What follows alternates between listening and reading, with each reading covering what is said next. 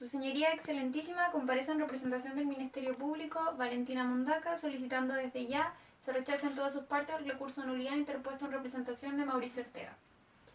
Con el ánimo de hacer una contextualización breve pero necesaria de los hechos, debe aclararse que los 3 delitos cometidos por los que fue condenado el señor Ortega se perpetúan en un clima y en un contexto de violencia intrafamiliar en contra de la víctima, madre de sus 2 hijos menores y expareja, y que para la comprensión de estos, además de tener en cuenta factores especiales relativos a lo que es un clima de violencia intrafamiliar, deben tenerse en cuenta los compromisos a los que ha adscrito Chile a través de tratados internacionales como la Convención de Belém do Pará respecto de la eliminación de toda violencia y discriminación contra la mujer. Se referirá entonces el Ministerio Público a cada una de las causales invocadas por la defensa, vale decir la principal relativa a la transgresión de derechos fundamentales, y aquellas subsidiarias en el orden antedicho. Respecto de la causal correspondiente al artículo 373 letra A, vale decir aquella relativa a la violación de derechos fundamentales,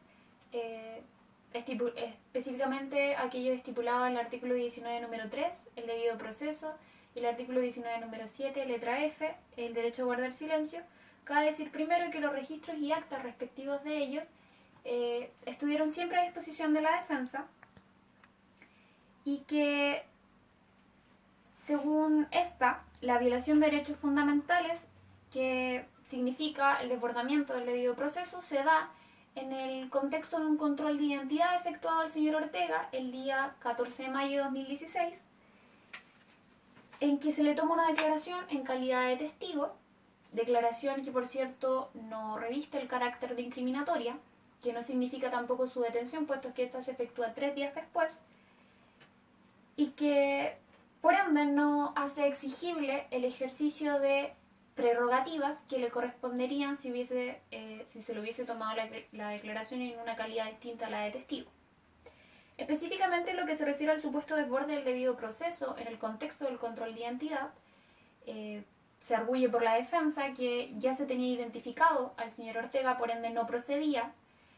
Sin embargo, ignora esta que el mismo artículo 85 del Código Procesal Penal estipula que si existieran indicios de que la persona pudiera suministrar informaciones útiles para la indagación de un crimen simple o delito o falta, se justifica absolutamente la diligencia que constituye un control de identidad. Por ende puede llevarse a cabo. Respecto de la preparación del recurso, debe tenerse en consideración que los registros de audio, como el revisado respecto del control de detención y también de la audiencia de preparación del juicio oral, no se presenta ninguna objeción ni reclamo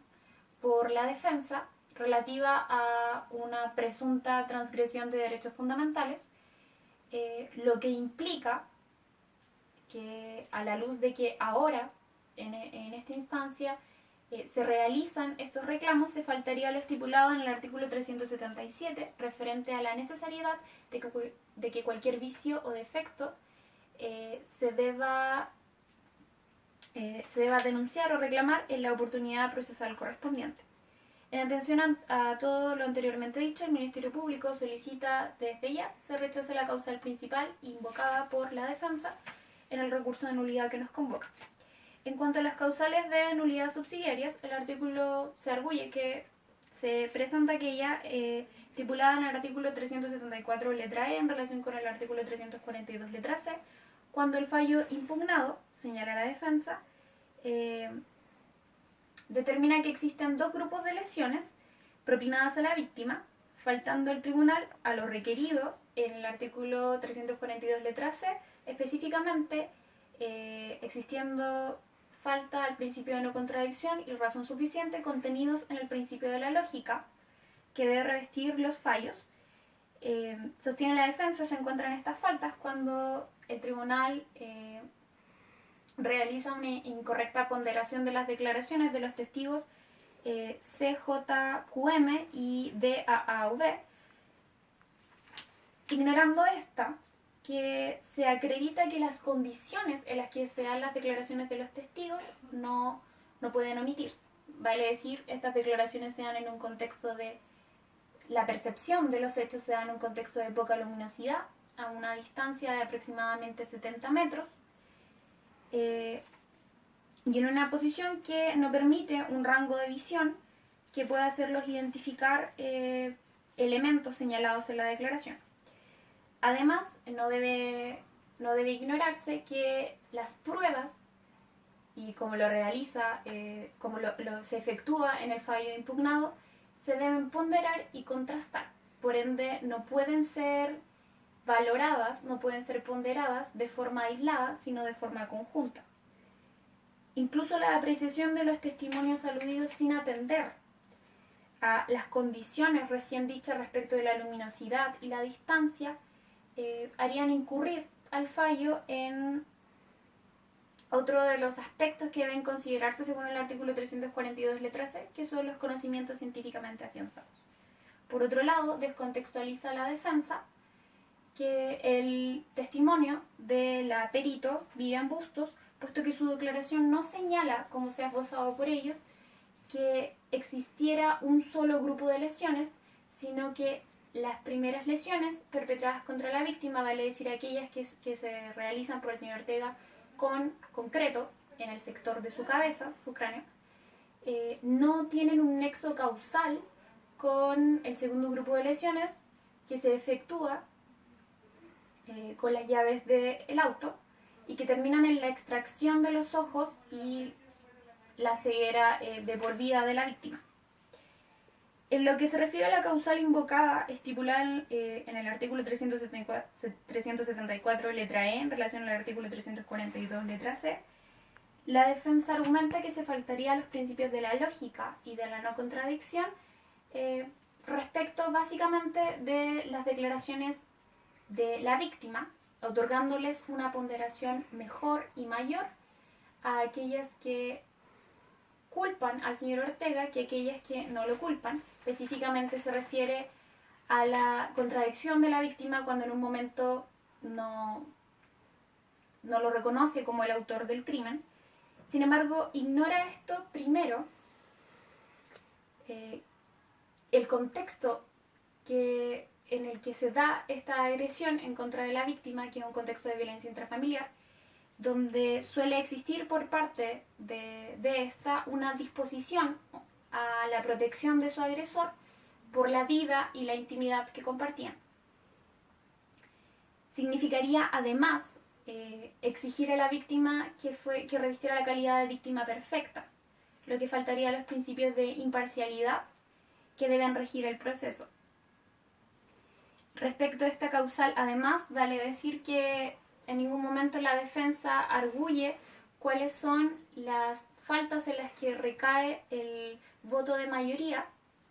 precisamente aquellas que se refieren al artículo 374 letra E en relación al artículo 342 letra C, sino que únicamente se limita a reproducir el voto de minoría. En suma, no se configuraría la causal invocada subsidiariamente. Respecto a la siguiente causal subsidiaria, aquella estipulada en el artículo 374 letra B, relativa a la errónea aplicación del derecho, respecto de lo referido a los dos capítulos del fallo, recurrido quedaría en lugar, supuestamente, según arguye la defensa, debe decirse que primero sostiene el recurso que se está ante un solo hecho, que debe ser valorado como un solo delito y por ende debe existir una sola pena. Distinto a lo que concluye el fallo impugnado, esto ignora que el segundo hecho establecido en el fallo impugnado por el tribunal no satisface los requisitos de la unidad natural de acción, que es el marco que finalmente quiere darle la defensa a la comisión de estos delitos. Esto ignora, por cierto, lo establecido por doctrina aceptada por esta excelentísima Corte Suprema, que determina la existencia de elementos para la configuración de la unidad natural de acción. Estos son una voluntariedad común, la homogeneidad de los actos, que la pluralidad de actos homogéneos, la conexión espacio-temporal, que se verifica en este caso, pero es el único elemento que se verifica, y la pertenencia objetiva y reconocible con un tercero. Estos deben darse de forma copulativa y, como se dijo, únicamente se da uno en lo que se arguye por la defensa. El fallo impugnado concluye correctamente que el primer grupo de lesiones que sufre la víctima constituyen golpes propinados con concreto en el sector de la cabeza. Este primer grupo de lesiones involucra un bien jurídico distinto al segundo grupo de lesiones que se da en un momento después, separado, aunque inmediatamente separado, puesto que el primero afectaría un bien jurídico relativo al riesgo de la vida y el segundo afectaría la integridad física de la víctima. Respecto del dolo existente, concluye correctamente el fallo impugnado que en el primer grupo de lesiones, y esto también determina que existan dos momentos o dos grupos de lesiones, existe un dolo homicida que se da y se configura puesto que los golpes que efectúa el señor Ortega contra la víctima con concreto serían suficientes y se presumen suficientes según el conocimiento que se tiene de la sensibilidad del área del cráneo, según los procesos naturales pudieron haber terminado con la vida de la víctima. En cambio, no es así y no se involucra el mismo bien jurídico protegido, según lo que se dijo, respecto del segundo grupo de lesiones. Respecto de lo que se refiere a el primer hecho establecido por el fallo impugnado y que arguye la defensa fue también mal valorado en este fallo, se refiere a la violación de morada. Lo que propone la defensa finalmente busca ignorar primero el contexto en el que se da efectivamente, en el que se efectúa este delito, que involucra el uso por parte del señor Ortega de un hacha para perpetrar al final lo que es la violación de morada, e ignora además el contexto de violencia intrafamiliar nuevamente en el que se ve circunscrito esto, que implica la presencia del señor Ortega con un hacha en un lugar habitado por niños. Finalmente, solo queda concluir que el fallo impugnado realiza una valoración correcta no solo de la prueba, sino además de los delitos que se derivan de lo que se acreditó con esta, y que ignorar la gravedad de los hechos y los efectos que tiene la víctima respecto del desarrollo de su vida personal, como también de su maternidad, es absolutamente injustificado. Es por todo lo anteriormente dicho, su señoría excelentísima, que se solicita se rechace en todas sus partes el recurso de nulidad interpuesto por la defensa del señor Mauricio Ortega.